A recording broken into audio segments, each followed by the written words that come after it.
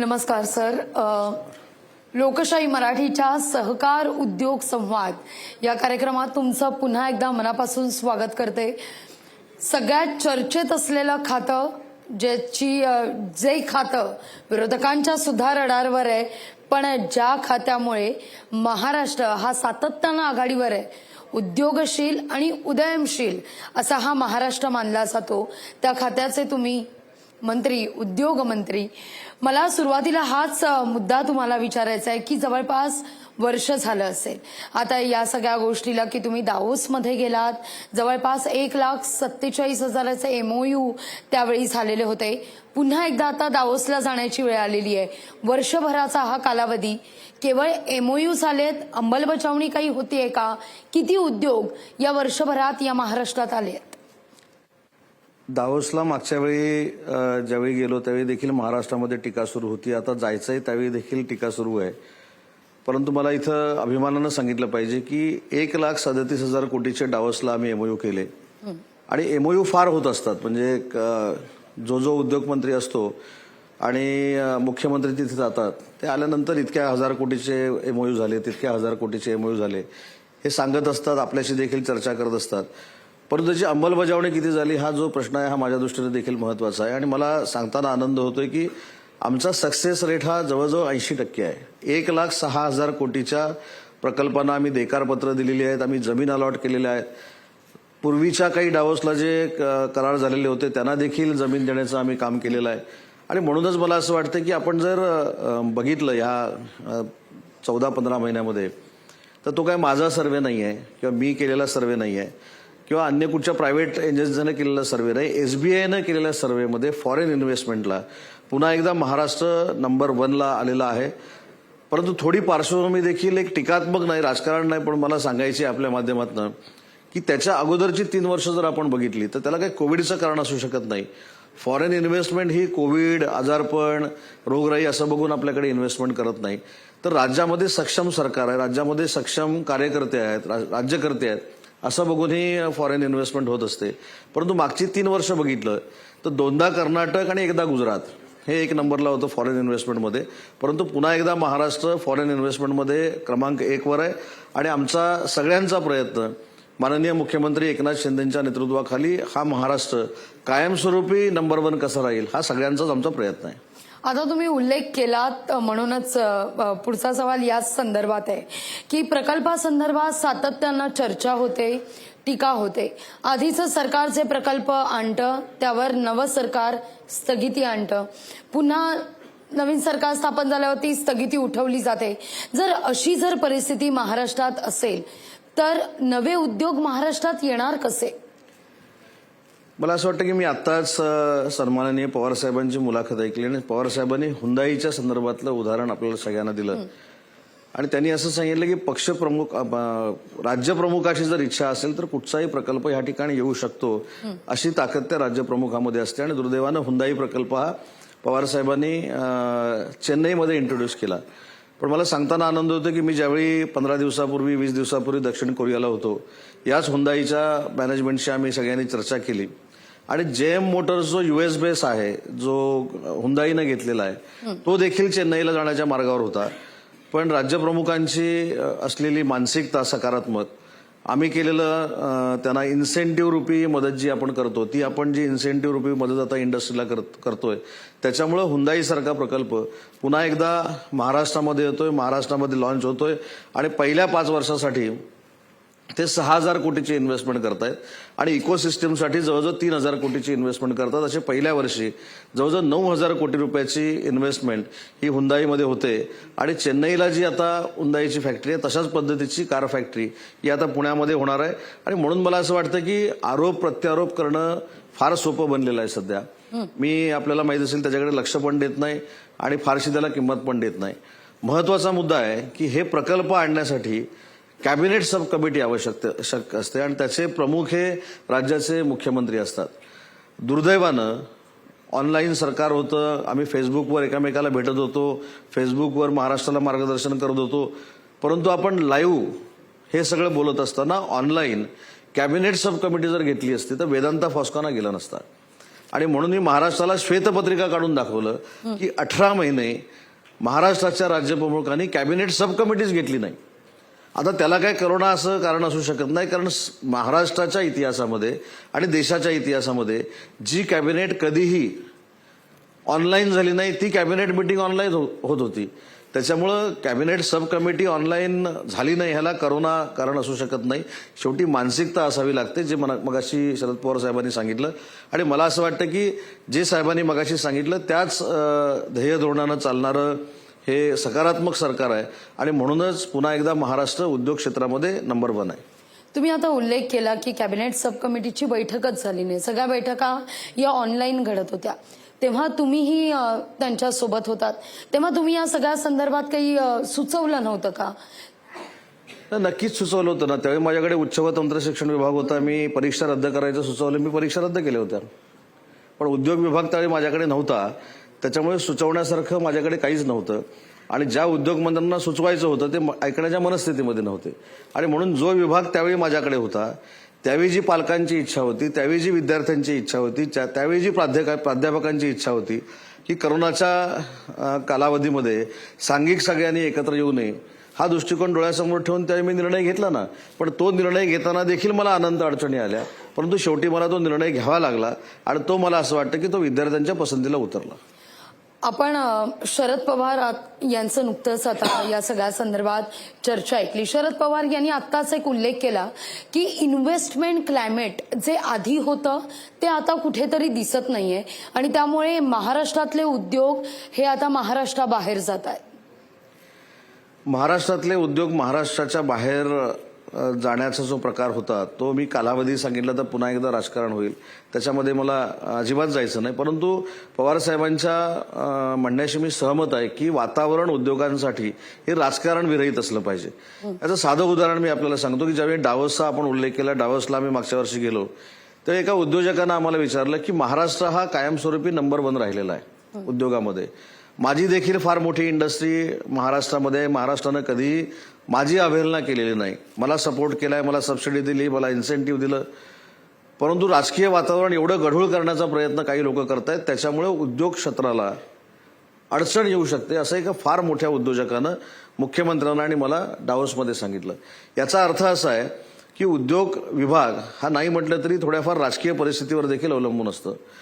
ज्या पद्धतीनं आपण राज्याचा लेखाजोखा लोकांसमोर ठेवू किंवा उद्योजकांसमोर ठेवू तेवढे उद्योजक आपल्याकडे येत असतात. परंतु काही कायमस्वरूपी पत्रकार परिषद घेऊन आपण महाराष्ट्राला बदनाम करणं, सरकारला बदनाम करणं ह्याचा काही ना काही परिणाम हा उद्योग जगतावर नक्की होतो.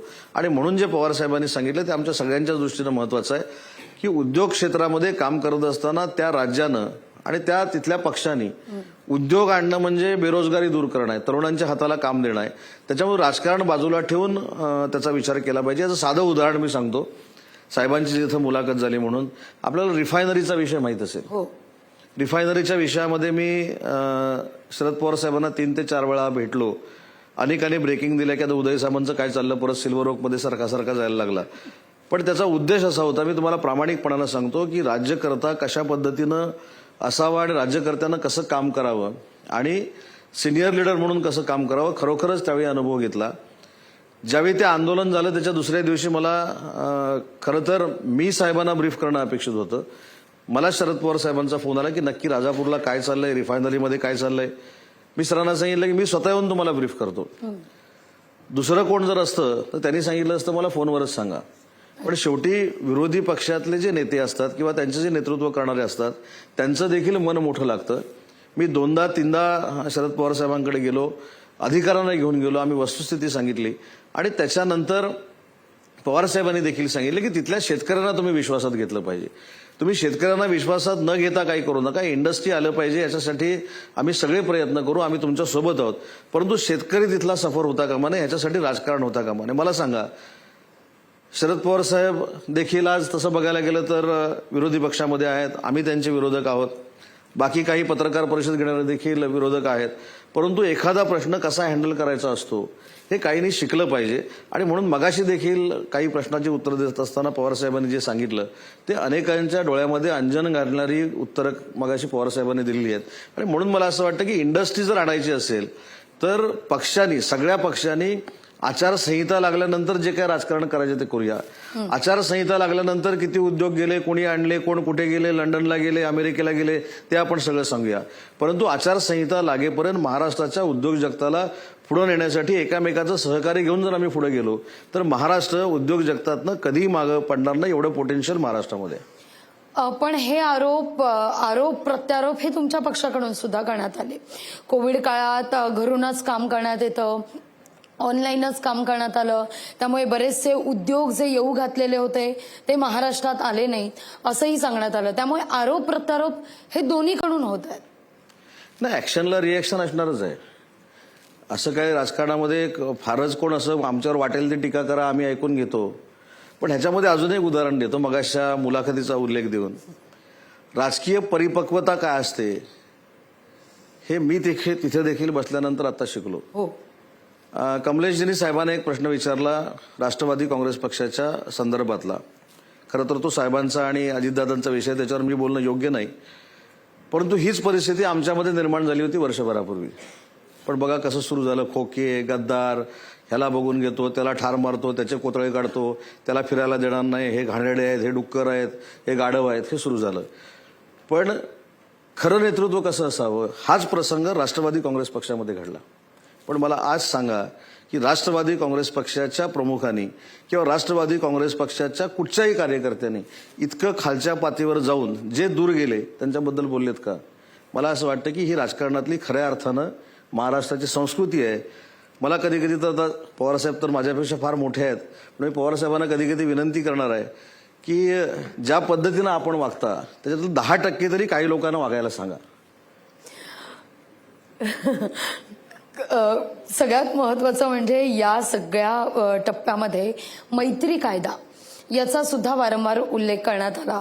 त्या मुद्द्यावर मी येणारच आहे, पण आता बारसूचा उल्लेख तुम्ही केलात म्हणून मुद्दा विचारते की शेतकऱ्यांना विश्वासात घेऊन बारसू आता 3 टप्प्यात होणार आहे, हे शेतकऱ्यांपर्यंत पोहोचलंय का? आपण जर एक पहिली महत्वाची गोष्ट त्याच्यामध्ये जर अनुभवली तर काही ठिकाणी ठीक आहे, सोशल मीडियाला मी दबाव आणला, मी असं केलं, मी तसं केलं, पालकमंत्री म्हणून येतं.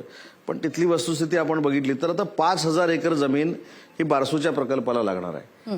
त्याच्यातली 2,800 एकर जमीन याची संमतीपत्र जर शेतकऱ्यांनीच दिलेली असली तर मला असं वाटतं की 52 ते 53% विरोध हा शमलेला आहे, अजूनही आहे. परंतु त्यांना समजवलं पाहिजे. कातळ शिल्पाचा विषय जो आहे तो कातळ शिल्पाला आपण हात देखील लावत नाही आहोत. उगाच कातळ शिल्प रिफायनरीमध्ये घेणार, त्याचं ॲक्विएशन करणार म्हणून काही लोक सांगतात.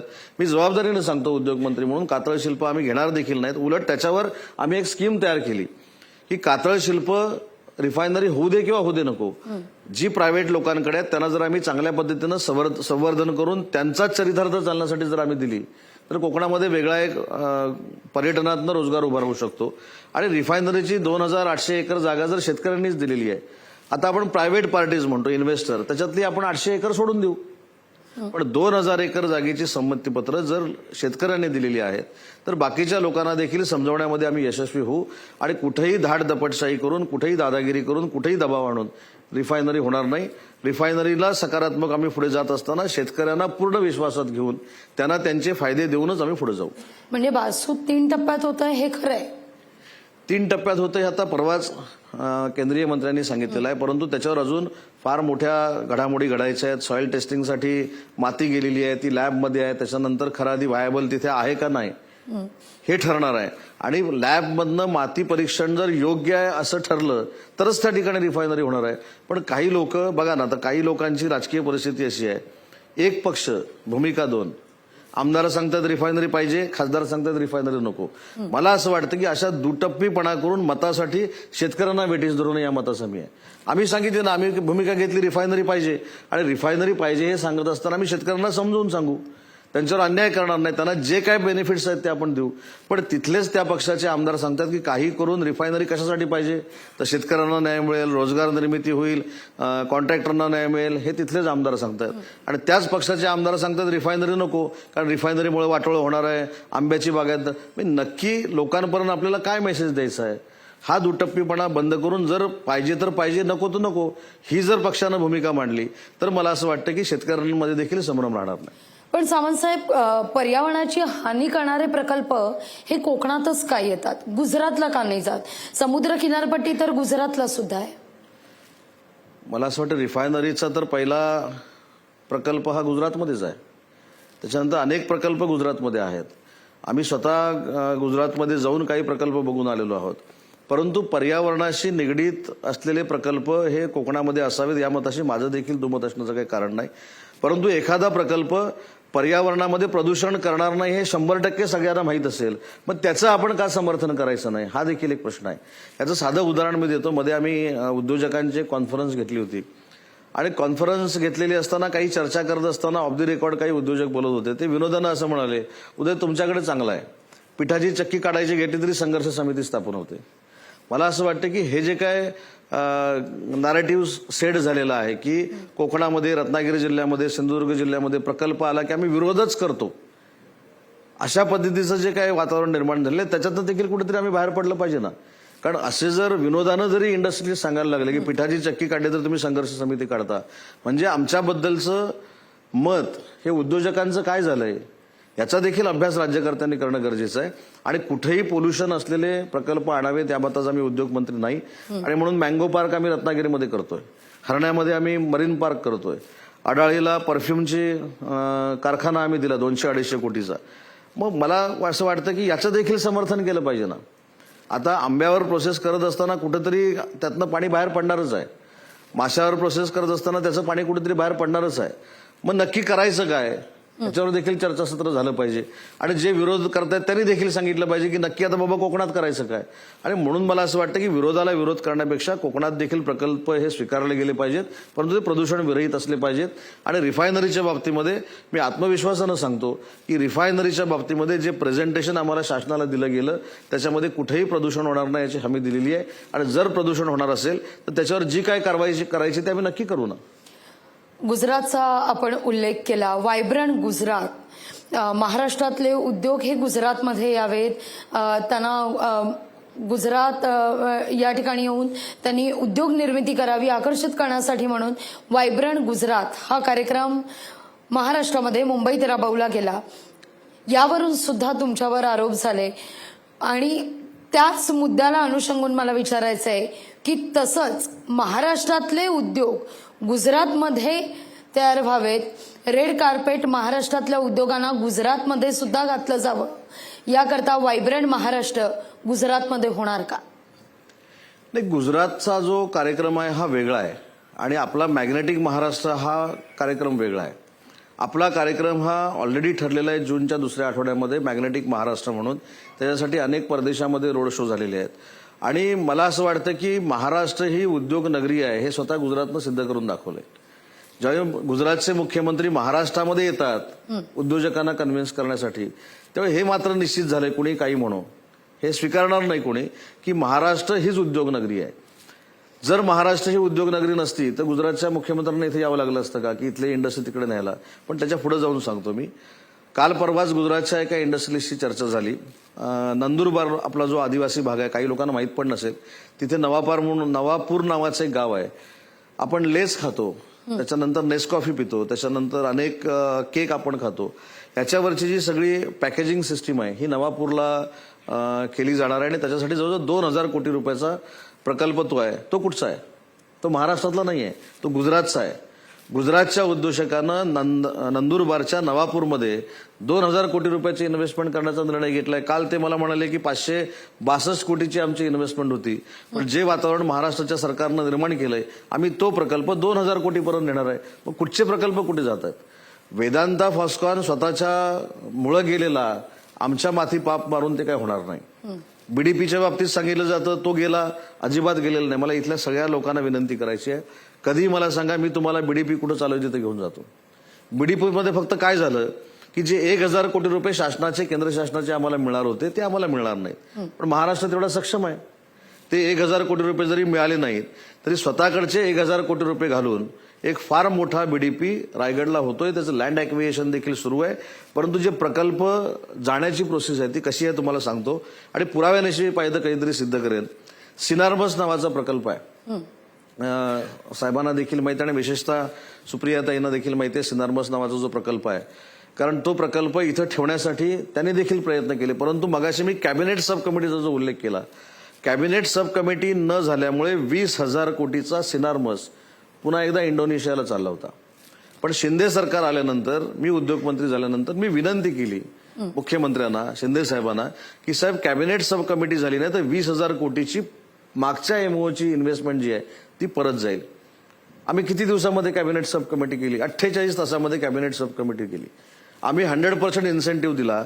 आणि आज मला सांगताना आनंद होतोय की 3 वर्षापूर्वीचा सिनार्मसचा झालेला एमओयू त्याची अंमलबजावणी आम्ही करतो. रायगडला सिनार्मस नावाची पेपर कंपनी जी आहे फार मोठी, म्हणजे वर्ल्ड क्लास जी आहे, ते तर रायगडला होते. आणि म्हणून मला असं वाटतं की आपण आरोप प्रत्यारोप करण्यापेक्षा अजून एक आठवण मी करून देतो एअरबसची. एअरबसचा एक फार मोठा आरोप केला जातो की एअरबस महाराष्ट्रातनं गेलं. पण मला अभिमान वाटतो सांगायला की विरोधी पक्षनेते देवेंद्रजी होते आणि एअरबस महाराष्ट्रामध्ये यावा हे तत्कालीन मुख्यमंत्र्यांनी प्रयत्न नाही केले, तत्कालीन उद्योगमंत्र्यांनी प्रयत्न नाही केले. स्वतः विरोधी पक्षनेते दिल्लीला गेले, टाटा समूहाशी बोलले, डिफेन्सशी बोलले आणि त्यांनी येऊन उद्योगमंत्र्यांना सांगितले की आता तुम्ही फॉलोअप करा, एअरबस इथे येणार आहे. पण दुर्दैवानं एअरबसचं एकही पत्र आमच्या उद्योग विभागानं हे टाटानं लिहिलं नाही किंवा डिफेन्सला लिहिलं नाही. मग आता काय करायचं? सरकार बदललं, आपली सगळ्यांची मंत्रिपदं गेली. मंत्रिपदं गेल्यानंतर राग कोणावर काढायचा? तर जे खातं चांगलं चाललंय त्याच्यावर राग काढायचा. म्हणून कदाचित उद्योग खात्यावर राग काढला जात असेल. पण आता तुम्हीच उल्लेख केला की क्लायमेट जे आहे, उद्योगांसाठी पोषक असं वातावरण ते आता नाहीये. राजकीय स्थैर्याचा तुम्ही उल्लेख केला. यात कुठेतरी पावलं उचलण्याची गरज आहे. जर ही परिस्थिती अशीच कायम राहिली तर महाराष्ट्र कसा अग्रेसर होईल? राजकीय स्थैर्य नाही आपण कसं काय म्हणू शकतो? ज्या आघाडीकडे 215 पेक्षा जास्त आमदार आहेत असं देशामध्ये कुठेही नाही. अजूनही चर्चा चालू आहे पात्र अपात्र आमदार. ठीक आहे, ते शेवटी मगाशी जसं साहेबांनी सांगितलं तसं ते एक ज्युडिशरी मॅटर आहे, त्याच्यामधनं जो काही न्याय व्हायचा तो होईल. परंतु सध्या 215 ज्यांच्याकडे आमदार आहेत ते सगळ्यात, मला असं वाटतं सगळ्यात देशातलं भक्कम सरकार आहे. आणि मला असं वाटतं की आपली टेंडन्सी काय उद्योगासाठी, आपल्याला काय करायचं आहे हे जर आपण उद्योजकांना सांगितलं तर नक्की उद्योजक येतात. साधं मी उदाहरण तुम्हाला सांगतो. परवा आम्ही उद्योगरत्न देऊन रतन टाटा साहेबांचा सत्कार केला. आता हे कदाचित काही लोकांना मी सांगितल्यानंतर दुःख वाटेल. IT मध्ये स्वतः रतन टाटा साहेबांनी मला सांगितलं, अरे उदय म्हणाले माझं एक प्रपोजल 2 वर्षापासून पेंडिंग आहे, तुम्ही माझ्या जमिनीखालनं भुयारी रेल्वे नेताय, माझ्या जमिनीखालनं अजून काय काय करताय, माझ्या जमिनीखालनं केबलिंग टाकताय, मला वर बांधकाम करायला देत नाही आणि मी बांधकाम करायला गेलो की मलाच 200 कोटी रुपयाचा दंड लावताय. ही कुठची प्रक्रिया आहे? म्हणून मी त्यांना विचारलं की मी ह्याची माहिती घेतो, मला काही माहिती नाही, कारण 200 कोटी रुपये एखाद्याला माफ करणं परत टीका टिप्पणी होऊ शकते. म्हणून मी अभ्यास केला त्या प्रकरणाचा. 10,000 कोटीचा IT पार्क टाटा समूह करतोय आणि त्यांना जी जमीन दिलेली आहे त्याच्या जमिनीखालनं सगळं चाललेलं आहे, भुयारी मेट्रो, भुयारी हे, भुयारी ते. आणि ज्यावेळी ते बांधकाम करायला जातात त्यावेळी त्यांना सांगितलं जातं की बांधकाम करू नका. आणि दुसरीकडनं MIDCनं 2 वर्षापूर्वी असं केलं की त्यांनी बांधकाम केलं नाही म्हणून त्यांना 200 कोटी रुपयाचा दंड पण ठोठवला. मग आम्ही बोर्डात ज्यावेळी चर्चा केली, आम्ही आमच्या विधी न्याय विभागाला विचारलं, त्यांनी आम्हाला सांगितलं की हे नुसतं पेंडिंग ठेवलेलं प्रकरण आहे. म्हटलं कशासाठी ठेवलेलं पेंडिंग प्रकरण आहे? आता त्यांनी मग ते कसं मला सांगणार? तर मी बघितलं तर 200 कोटी रुपयाचं आहे म्हणून पेंडिंग राहिलं असं ते बोलू शकत नाही. पण मी समजून घेतलं हे कदाचित 200 कोटी रुपयाचं प्रकरण दंड माफ करायचं आहे म्हणून कदाचित तसंच ठेवलेलं असेल. मी स्वतः परत रतन टाटा साहेबांना भेटायला गेलो, सगळे कागदपत्र घेऊन गेलो आणि त्यांच्याकडनं कमिटमेंट 2 घेतल्या मी. एक, त्यांना मी सांगितलं की हे माफ शासन नक्की करेल, करण्याच्यामध्ये तुमची काहीच चूक नाही आहे, पण याच्या बदल्यात तुम्ही एक करा.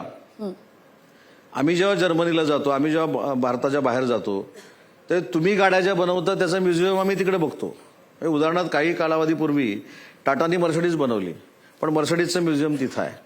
आज सुद्धा मला असं वाटतं की लँड रोवर की रेंज रोवर टाटा बनवतं, आजही जगुआर टाटा बनवतं. आणि मी त्यांना अशी विनंती केली, जगातलं वर्ल्ड क्लास टाटांचं म्युझियम तुम्ही बनवा, त्याच्यासाठी देखील जागा आम्ही मोफत देतो. आता 2 मिशनवर आम्ही काम करतोय की 10,000 कोटीचं IT सेक्टर त्यांचं जे डेव्हलप करायचं त्यांना आम्ही मदत करतोय. आणि त्यांनी आम्हाला ॲश्युरन्स दिला की मी 100% माझ्या सगळ्या मॅनेजमेंटला सांगून हे म्युझियम महाराष्ट्राचं नाही देशाचं एक चांगलं म्युझियम हवं यासाठी 300 कोटी रुपये मी खर्च करतो. मला सांगा ह्याच्यामध्ये आमचा काय स्वार्थ आहे? पण काही लोक फोटो काढण्यापुरते रतन टाटांकडे गेले, पण आम्हाला उद्योग द्या, आमच्या जर काही चुका असतील तर त्या आम्ही दूर करू हे सांगायला आम्ही गेलो. त्याच्यामुळे उद्योग नक्की वाढतायत. उद्योग महाराष्ट्रात वाढताय असं तुम्ही म्हणताय, पण इथं मराठी उद्योजकाला कर्जापायी आत्महत्या करण्याची वेळ आली. नितीन देसाई, बॉलिवूड इंडस्ट्री ही महाराष्ट्रातली एक मोठी इंडस्ट्री मानली जाते, पण इथं मात्र एका मराठी उद्योजकाला आत्महत्या करावी लागते. मराठी उद्योजकांचं नेटवर्किंग स्ट्रॉंग करण्याच्या दृष्टीनं काही पावलं राज्य सरकार उचलणार आहे का? नितीन देसाईंचा जो उल्लेख आपण केला, मला असं वाटतं की त्याला फार वेगवेगळ्या गोष्टी आहेत. कारण ते माझ्याकडे देखील 2-3 महिन्यापूर्वी एका कार्यक्रमासाठी आम्ही जेव्हा एकत्र होतो, ते माझ्याकडे देखील बोललेले होते की शेवटी बँकेचे काही व्यवहार असतील, काय असतील, त्याच्यातनं त्यांनी ते केलं, पण येऊ नये अशी कुणावर वेळ. आणि एनडी स्टुडिओच्या बाबतीमध्ये देखील मी मुख्यमंत्र्यांशी चर्चा केलेली की एनडी स्टुडिओ जर सरकारच्या ताब्यामध्ये ठेवता आला तर मला असं वाटतं की मराठी माणसाचं असलेलं स्वप्न आम्ही जर चांगल्या पद्धतीनं साकार करू शकलो आणि तिथे एक चांगल्या पद्धतीची फिल्म सिटी डेव्हलप करू शकलो, तो आमचा एक प्रयत्न राहील. आणि दुसरा मुद्दा आपण जो सांगितलात की आत्महत्यांच्या बाबतीतला, तर त्याच्यामध्ये मराठी उद्योजकांनी एकत्र आलंच पाहिजे. त्याचा प्रयत्न मी नुसता महाराष्ट्रामध्ये करत नाही तर जागतिक पातळीवर करतोय. गरजे मराठी नावाची एक संस्था आहे, अमेरिकेचे आनंद गानू म्हणून आहेत, ते त्याचं लीड करतात. आणि आपल्याला माहित असेल की अमेरिकेमध्ये आपले मराठी एक खासदार आहेत ठाणेकर म्हणून, ते देखील तिथे लीड करतात. तर आम्ही फेब्रुवारी किंवा मार्चला या सगळ्या 8 ते 10 हजार मराठी उद्योजकांना दुबईमध्ये एकत्र बोलवतोय आणि आम्ही त्यांना आवाहन करतोय की तुम्हाला जर एक्सपान्शन महाराष्ट्रामध्ये करायचं असेल तर या मराठी माणसासाठी वेगळा इन्सेंटिव्ह पॅकेजचं आम्ही काहीतरी प्रोव्हिजन करू, चांगल्या पद्धतीची तुम्हाला सबसिडी देऊ आणि हळूहळू त्याला आम्हाला यश येतंय. निश्चित. अगदी शेवटचा सवाल, या सगळ्या संदर्भात आता मात्र महाराष्ट्रात अधिकाधिक उद्योग वाढावेत, अधिकाधिक उद्योगवाढी महाराष्ट्रात व्हावी, उदयनशील महाराष्ट्र असा हा महाराष्ट्र सातत्यानं अग्रेसर राहावा, या दृष्टिकोनातून उद्योगमंत्री म्हणून तुमचं विजन नेमकं काय? सगळ्यात महत्वाचा मगाशी ज्याचा उल्लेख तुम्ही केला तो मैत्री कायदा. जे उद्योजकांना असं वाटायचं की 1-2 वर्ष आम्हाला परवानग्या मिळत नाही, आपण त्याचं कायद्यामध्ये रूपांतर केलं. 30 दिवसामध्ये आता परवानगी दिली पाहिजे. आणि आपल्याकडे फार मोठे 3 कॉरिडॉर होत आहेत. एक म्हसवड साताराच्या या ठिकाणी होतोय, एक कोकणामध्ये होतोय, एक आता ऑरिक म्हणून सुरू झालेला आहे छत्रपती संभाजीनगरला. मला असं वाटतं की इंडस्ट्री प्रत्येक विभागामध्ये असली पाहिजे. विदर्भामध्ये असली पाहिजे, खानदेशमध्ये असली पाहिजे, पश्चिम महाराष्ट्रामध्ये असली पाहिजे, उत्तर महाराष्ट्रामध्ये असली पाहिजे, आमच्या कोकणामध्ये असली पाहिजे. म्हणून समतोल उद्योग जगताचा विकास व्हावा यासाठी या सरकारनं पुढाकार घेतला. आणि त्याचं उदाहरण द्यायचं झालं तर गडचिरोली आहे. गडचिरोली आणि चंद्रपूरमध्ये स्टील कारखाने यावेत असे पूर्वीपासूनचे प्रयत्न झाले, पण यावर्षी आम्ही 45,000 कोटी रुपयाची इन्व्हेस्टमेंट गडचिरोली आणि चंद्रपूरमध्ये करतोय. असं प्रत्येक ठिकाणी आपण इन्व्हेस्टमेंट करण्याचा प्रयत्न करतो. आणि मला खात्री आहे की ज्या पद्धतीनं आम्ही सकारात्मक पावलं टाकलीत, मग IT पॉलिसी आणली, आम्ही हायड्रोजन पॉलिसी आणली, आम्ही आता टेक्स्टाईल पॉलिसी आणली, एक्सपोर्ट पॉलिसी आणली आणि देशातली पहिली AI पॉलिसी देखील महाराष्ट्र आता लॉन्च करतोय. त्याच्यामुळे ॲडव्हान्स पॉलिसीज ज्या आहेत ह्या महाराष्ट्र राज्याच्या नक्की देशातल्या बाकीच्या राज्यांपेक्षा पुढच्या असल्यामुळं भविष्यात महाराष्ट्र उद्योग जगतामध्ये 1 नंबरलाच राहील याची पूर्ण खात्री उद्योगमंत्री म्हणून मला आहे. अगदी आम्ही सुद्धा हीच अपेक्षा करतोय की राजकीय आरोप प्रत्यारोपात कुठलेही उद्योग अडकून पडू नयेत आणि महाराष्ट्राची उत्तरोत्तर अशीच प्रगती व्हावी. तुम्हाला देखील शुभेच्छा आणि धन्यवाद आमच्याशी या सगळ्या प्रश्नांसंदर्भात इतक्या दिलखुलासपणे संवाद साधलात त्याबद्दल मनापासून आभार.